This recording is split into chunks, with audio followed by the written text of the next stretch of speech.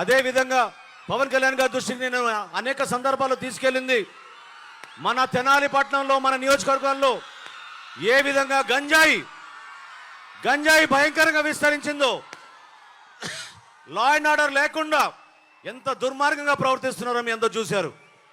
ప్రతి కిల్లి కొట్టులోనూ ప్రతి వీధిలోనూ ఈరోజు గంజాయి సరఫరా జరుగుతోంది. 100% మేం ప్రభుత్వంలో వచ్చిన వారం రోజుల్లోపే గంజాయి తెనాల్లో అమ్మే ప్రసక్తే లేదు. ఈ ప్రాంతంలో లా అండ్ ఆర్డర్ తీసుకొస్తామని మనస్ఫూర్తిగా నేను మీకు మాటిస్తున్నాను. మరి ఎమ్మెల్యే గారు మనోహర్ సార్ కూడా మొన్న మేము మర్యాదపూర్వకంగా కలిసినప్పుడు ఈ గంజా అనేటువంటిది తెనాలి కాన్స్టిట్యున్సీలో కూడా ఎక్కడ ఉండకూడదు, మీరు పోలీసు కూడా ఇప్పటి వరకు బాగా చేశారు, అయినా కూడా ఎట్టి పరిస్థితుల్లో గంజా అనే ఒక ముమ్మరిని మొత్తం కూడా కాన్స్టిట్యున్సీలో నా కాన్స్టిట్యున్సీలో ఉండడానికి వీల్లేదని కూడా అందరినీ కూడా కేసెస్ పెట్టమని, అలాగే దాని యొక్క డేటా కూడా దాని యొక్క అరెస్టులు కూడా పెంచమని చెప్తాం జరిగింది.